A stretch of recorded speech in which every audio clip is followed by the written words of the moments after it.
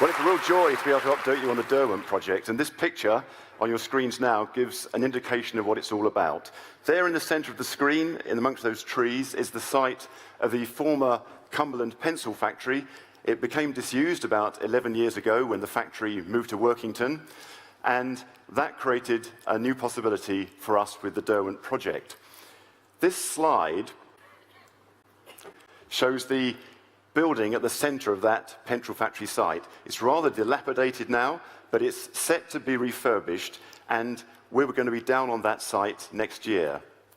Now, this diagram gives an indication of why the Derwent Project and that site makes so much sense.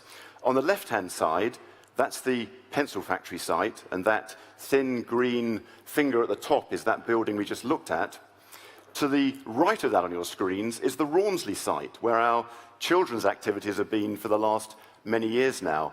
So when the pencil factory site became available, it made sense to put the two sites together and create a place where we could secure the future of the convention on one site. And next year, we're going to be there. And that green rectangle on the left-hand side of the picture, just down at the bottom there, is the main marquee. That's the main marquee we'll be in next year. It's a bigger marquee than this. It seats 4,000 people. This one seats 2,800. And this is what it'll look like when it's all done up. The marquee there on the left-hand side of the picture, the refurbished pencil factory, that white building at the top. And that grey building is actually the Pencil Museum, one of the premier tourist attractions of Keswick, which we're now the landlord of. But you know, this isn't about buildings. This is about gospel ministry, and in that sense, nothing changes. We still want Keswick to be the place where Christians can come to be refreshed, at the centre of God's creation, this national heritage site where the hills and the valleys and the lakes just cry out of God's creation, a place where we can be inspired by great gospel teaching and equipped to go back to our communities to serve the Lord more fully. That doesn't change, nor does the children's mission. This is a place we know where children come to learn more of the Word of God, where they deepen their walk, and where many come to faith. We know that to be true, and that continues. But the Derwent Project also gives us the opportunity to extend the ministry all year round, especially around teaching and training courses. One particular focus of the courses, though, is leadership.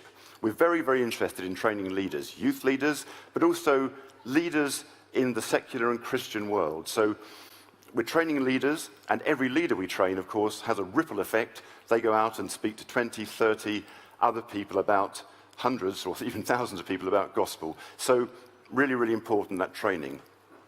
The project is ready to go. We have planning permission for the conversion of the site and the refurbishment of that pencil factory building. We have some children and youth activity inside the building this year, which is really, really exciting. And in 2020, we will be there on the site. There's an awful lot to do to get us there, and we'll be keeping you in the picture throughout the year in terms of where the transport spots are, where the entrance points are, what the map of the site looks like. So stay tuned in the newsletters for that. Now, just a word about the finances. The total cost of the conversion of the site is £10.5 million, and we have obtained funding for around about 8 million of that through your generosity. We were absolutely bowled over by the fundraising letter we sent out earlier in the year, so thank you so much for the way you've responded. We also have a loan in there of £1.3 million, which will need to be paid back at some stage. And this leaves us with about £2.5 million now to raise to finish the project. So if there is someone in the tent with £2.5 million in your pocket, I'd love to have a coffee with you. And we can talk about how to put that money to good use for gospel ministry in Keswick. But seriously, on your seats you'll have found this blue envelope, and in here are all the details you need of how to partner with us on this journey. So please do think carefully about how you can prayerfully give to this project. It is a phenomenally exciting thing to do, and at the forefront of gospel ministry in the country. So please do think about this before you leave Keswick this week. So thank you very much indeed. Please do continue the journey with us. Have a great week, and God bless.